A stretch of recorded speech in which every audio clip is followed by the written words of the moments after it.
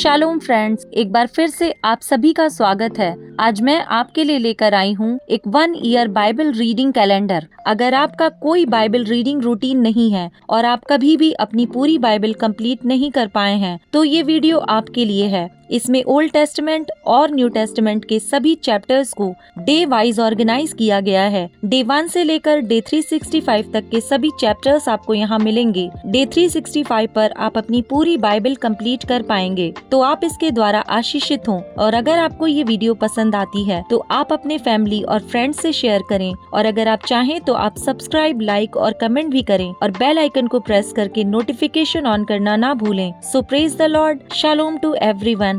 Let's get started. Day 100, chapter number 4, वाचा के संदूक का छीना जाना। शमूएल का वचन सारे इजराइल के पास पहुंचा और इजरायली फिलिस्तियों से युद्ध करने को निकले, और उन्होंने एबनेजर के आसपास छावनी डाली और फिलिस्तियों ने एपेक में छावनी डाली। तब फिलिस्तियों ने इजराइल के विरुद्ध पाती बांधी, और जब घमासान युद्ध होने लगा तब इजरायली फिलिस्तियों से हार गए, और उन्होंने कोई 4000 इजरायली सेना के पुरुषों को मैदान ही में मार डाला। जब वे लोग छावनी में लौट आए तब इजराइल के वृद्ध लोग कहने लगे, यहोवा ने आज हमें फिलिस्तियों से क्यों हरवा दिया है? आओ हम यहोवा की वाचा का संदूक शीलो से मांग ले आएं कि वह हमारे बीच में आकर हमें शत्रुओं के हाथ से बचाए। तब उन लोगों ने शीलो में भेजकर वहां से करूबों के ऊपर विराजने वाले सेनाओं के यहोवा की वाचा का संदूक मंगा लिया, और परमेश्वर की वाचा के संदूक के साथ एली के दोनों पुत्र होपनी और पीनहास भी वहाँ थे। जब यहोवा की वाचा का संदूक छावनी में पहुँचा तब सारे इजरायली इतने बल से ललकार उठे कि भूमि गूंज उठी। इस ललकार का शब्द सुनकर फिलिस्तियों ने पूछा, इब्रियों की छावनी में ऐसी बड़ी ललकार का क्या कारण है? तब उन्होंने जान लिया कि यहोवा का संदूक छावनी में आया है। तब फिलिस्ती डरकर कहने लगे, उस छावनी में परमेश्वर आ गया है। फिर उन्होंने कहा, हाय, हम पर ऐसी बातें पहले नहीं हुई थीं। हाय, ऐसे महाप्रतापी देवताओं के हाथ से हमको कौन बचाएगा? ये तो वे ही देवता हैं जिन्होंने मिस्रियों पर जंगल में सब प्रकार की विपत्तियां डाली थीं। हे फिलिस्तियों, तुम हियाव बांधो और पुरुषार्थ जगाओ। कहीं ऐसा ना हो कि जैसे इब्री तुम्हारे अधीन हो गए, वैसे ही तुम भी उनके अधीन हो जाओ। पुरुषार्थ करके संग्राम करो। तब फिलिस्ती लड़ाई के मैदान में टूट पड़े और इजरायली हार कर अपने अपने डेरे को भागने लगे, और ऐसा अत्यंत संहार हुआ कि 30,000 इजरायली पैदल खेत आए, और परमेश्वर का संदूक छीन लिया गया, और एली के दोनों पुत्र होपनी और पीनहास भी मारे गए। एली की मृत्यु। तब उसी दिन एक बिन्यामीनी मनुष्य सेना में से दौड़कर अपने वस्त्र फाड़े और सिर पर मिट्टी डाले हुए शीलो पहुंचा। वह जब पहुंचा उस समय एली, जिसका मन परमेश्वर के संदूक की चिंता से थरथरा रहा था, वह मार्ग के किनारे कुर्सी पर बैठा बाट जो रहा था। और ज्यों ही उस मनुष्य ने नगर में पहुंचकर वह समाचार दिया, त्यों ही सारा नगर चिल्ला उठा। चिल्लाने का शब्द सुनकर एली ने पूछा, ऐसे हुल्लड़ और हाहाकार मचने का क्या कारण है? और उस मनुष्य ने झट जाकर एली को पूरा हाल सुनाया। एली तो 98 वर्ष का था और उसकी आंखें धुंधली पड़ गई थीं और उसे कुछ सूझता ना था। उस मनुष्य ने एली से कहा, मैं वही हूँ जो सेना में से आया हूँ, और मैं सेना से आज ही भाग कर आया हूँ। वह बोला, हे मेरे बेटे, क्या समाचार है? उस समाचार देने वाले ने उत्तर दिया, इजरायली फिलिस्तियों के सामने से भाग गए हैं, और लोगों का बड़ा भयानक संहार भी हुआ है, और तेरे दोनों पुत्र होपनी और पीनहास भी मारे गए, और परमेश्वर का संदूक भी छीन लिया गया है। ज्यों ही उसने परमेश्वर के संदूक का नाम लिया, त्यों ही एली फाटक के पास कुर्सी पर से पछाड़ खाकर गिर पड़ा, और बूढ़ा और भारी होने के कारण उसकी गर्दन टूट गई और वह मर गया। उसने तो इजरायलियों का न्याय 40 वर्ष तक किया था। पीनहास की विधवा की मृत्यु।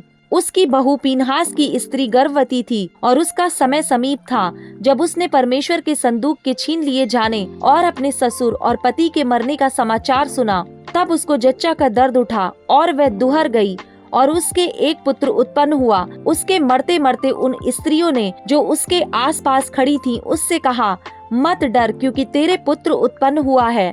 परंतु उसने कुछ उत्तर ना दिया और ना कुछ ध्यान दिया, और परमेश्वर के संदूक के छीन लिए जाने और अपने ससुर और पति के कारण उसने यह कहकर उस बालक का नाम ईकाबोद रखा, इजराइल में से महिमा उठ गई। फिर उसने कहा, इजराइल में से महिमा उठ गई है, क्योंकि परमेश्वर का संदूक छीन लिया गया है।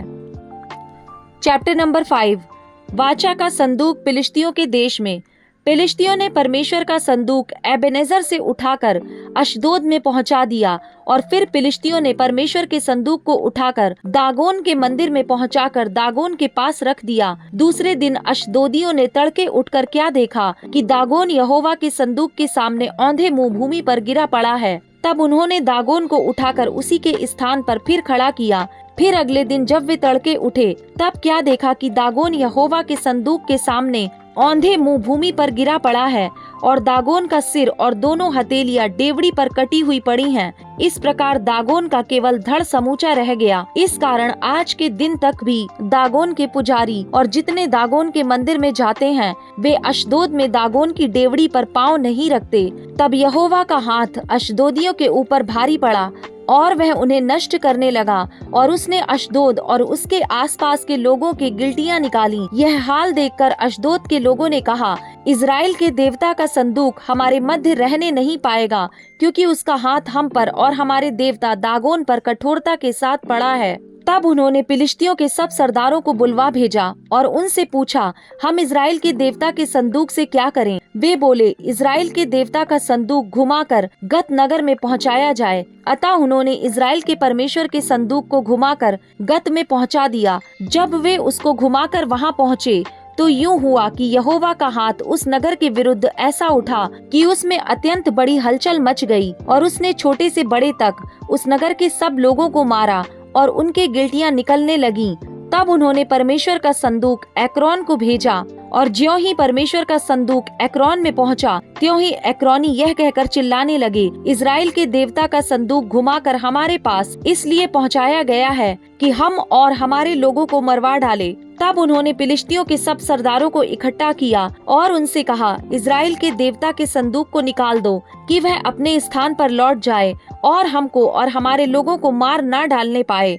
उस समस्त नगर में तो मृत्यु के भय की हलचल मच रही थी, और परमेश्वर का हाथ वहाँ बहुत भारी पड़ा था, और जो मनुष्य ना मरे वे भी गिल्टियों के मारे पड़े रहे, और नगर की चिल्लाहट आकाश तक पहुँची। चैप्टर नंबर 6, वाचा के संदूक की वापसी। यहोवा का संदूक फिलिस्तियों के देश में 7 महीने तक रहा। तब फिलिस्तियों ने याजकों और भावी कहने वालों को बुलाकर पूछा, यहोवा के संदूक से हम क्या करें? हमें बताओ कि क्या प्रायश्चित देकर हम उसे उसके स्थान पर भेजें। वे बोले, यदि तुम इजराइल के देवता का संदूक वहां भेजो, तो उसे वैसे ही ना भेजना। उसकी हानि भरने के लिए अवश्य ही दोष बलि देना, तब तुम चंगे हो जाओगे, और तुम जान लोगे कि उसका हाथ तुम पर से क्यों नहीं उठाया गया। उन्होंने पूछा, हम उसकी हानि भरने के लिए कौन सा दोष बलि दें? वे बोले, फिलिस्ती सरदारों की गिनती के अनुसार सोने की 5 गिल्टियां और सोने के 5 चूहे, क्योंकि तुम सब और तुम्हारे सरदार दोनों एक ही रोग से ग्रसित हो। तो तुम अपनी गिल्टियों और अपने देश के नष्ट करने वाले चूहों को भी मूर्तें बनाकर इजराइल के देवता की महिमा मानो। संभव है वह अपना हाथ तुम पर से और तुम्हारे देवताओं और देश पर से उठा ले। तुम अपने मन क्यों ऐसे हटीले करते हो, जैसे मिस्रियों और फिरौन ने अपने मन हटीले कर दिए थे? तब उसने उनके मध्य में अचंभित काम किए। तब क्या उन्होंने उन लोगों को जाने ना दिया, और क्या वे चले ना गए? इसलिए अब तुम एक नई गाड़ी बनाओ और ऐसी 2 दुधार गायें लो जो जुए तले ना आई हों, और उन गायों को उस गाड़ी में जोतकर उनके बच्चों को उनके पास से लेकर घर को लौटा दो। तब यहोवा का संदूक लेकर उस गाड़ी पर रख दो, और सोने की जो वस्तुएं तुम उसकी हानि भरने के लिए दोष बलि की रीति से दोगे, उन्हें दूसरे संदूक में रख के उसके पास रख दो। फिर उसे रवाना कर दो कि चली जाए, और देखते रहना, यदि वह अपने देश के मार्ग से होकर बेत शेमेश को चले, तो जानो कि हमारी यह बड़ी हानि उसी की ओर से हुई है, और यदि नहीं, तो हमको निश्चय होगा कि यह मार हम पर उसकी ओर से नहीं, परंतु संयोग ही से हुई। उन मनुष्यों ने वैसा ही किया, अर्थात 2 दुधार गायें लेकर उस गाड़ी में जोती और उनके बच्चों को घर में बंद कर दिया। और यहोवा का संदूक और दूसरा संदूक और सोने के चूहों और अपनी गिलटियों की मूर्तों को गाड़ी पर रख दिया।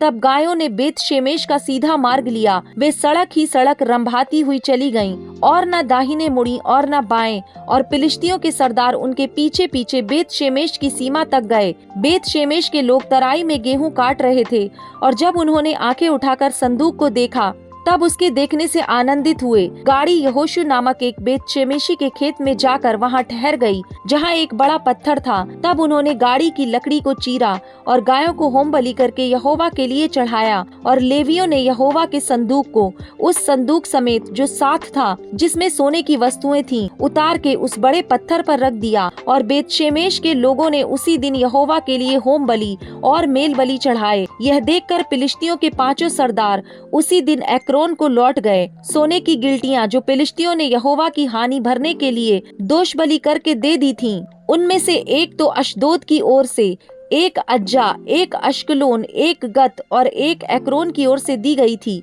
और वह सोने के चूहे, क्या शहरपना वाले नगर, क्या बिना शहरपना के गांव, वरन जिस बड़े पत्थर पर यहोवा का संदूक रखा गया था, वहां फिलिस्तियों के 5 सरदारों के अधिकार तक की सब बस्तियों की गिनती के अनुसार दिए गए। वह पत्थर आज तक बेत शेमेशी यहोशू के खेत में है। फिर इस कारण से कि बेत शेमेश के लोगों ने यहोवा के संदूक के भीतर झांका था, उसने उनमें से 70 मनुष्य और फिर 50,000 मनुष्य मार डाले। और वहाँ के लोगों ने इसलिए विलाप किया कि यहोवा ने लोगों का बड़ा ही संहार किया था। तब बेत शेमेश के लोग कहने लगे, इस पवित्र परमेश्वर यहोवा के सामने कौन खड़ा रह सकता है, और वह हमारे पास से किसके पास चला जाए। तब उन्होंने कृत्यारीम के निवासियों के पास यों कहने को दूत भेजे, फिलिस्तियों ने यहोवा का संदूक लौटा दिया है, इसलिए तुम आकर उसे अपने यहाँ ले जाओ। Luke chapter number 12 verse number 35 to 59। जागते रहो, तुम्हारी कमरे बंधी रहें और तुम्हारे दिए जलते रहें, और तुम उन मनुष्यों के समान बनो जो अपने स्वामी की बाट देख रहे हों कि वह विवाह से कब लौटेगा, कि जब वह आकर द्वार खटखटाए तो तुरंत उसके लिए खोल दें। धन्य है वे दास जिन्हें स्वामी आकर जागते पाए। मैं तुमसे सच कहता हूँ कि वह कमर बांधकर उन्हें भोजन करने को बैठाएगा और पास आकर उनकी सेवा करेगा। यदि वह रात के दूसरे पहर या तीसरे पहर में आकर उन्हें जागते पाए तो वे दास धन्य हैं। परंतु तुम यह जान रखो कि यदि घर का स्वामी जानता कि चोर किस घड़ी आएगा, तो जागता रहता और अपने घर में सेंध लगने ना देता। तुम भी तैयार रहो, क्योंकि जिस घड़ी तुम सोचते भी नहीं, उसी घड़ी मनुष्य का पुत्र आ जाएगा। विश्वास योग्य या अविश्वास योग्य दास। तब पतरस ने कहा, हे प्रभु, क्या यह दृष्टांत तू हम ही से या सबसे कहता है? प्रभु ने कहा, वह विश्वास योग्य और बुद्धिमान भंडारी कौन है, जिसका स्वामी उसे नौकर चाकरों पर सरदार ठहराए कि उन्हें समय पर भोजन सामग्री दे। धन्य है वह दास जिसे उसका स्वामी आकर ऐसा ही करते पाए।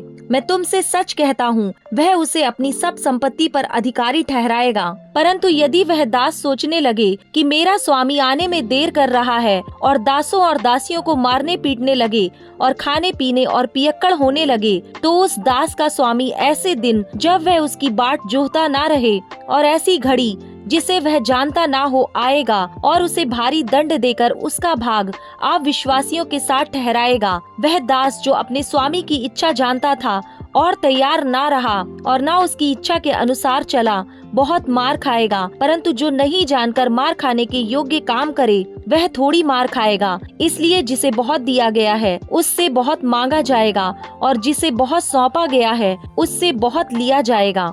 यीशु के आगमन का परिणाम। मैं पृथ्वी पर आग लगाने आया हूँ, और क्या चाहता हूँ केवल यह कि अभी सुलग जाती। मुझे तो एक बपतिस्मा लेना है, और जब तक वह ना हो ले तब तक मैं कैसी व्यथा में रहूंगा।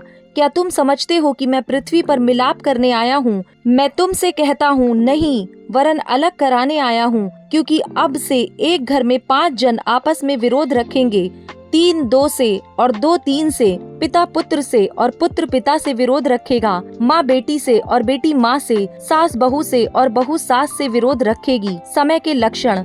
उसने भीड़ से भी कहा, जब तुम बादल को पश्चिम से उठते देखते हो तो तुरंत कहते हो कि वर्षा होगी, और ऐसा ही होता है। और जब दक्षिणी हवा चलती देखते हो तो कहते हो कि लू चलेगी, और ऐसा ही होता है।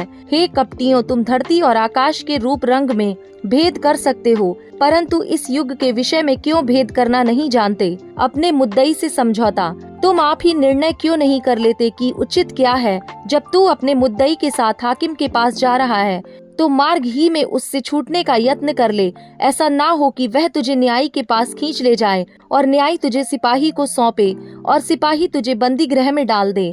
मैं तुमसे कहता हूँ कि जब तक तू दमड़ी दमड़ी भर ना देगा तब तक वहाँ से छूटने ना पाएगा।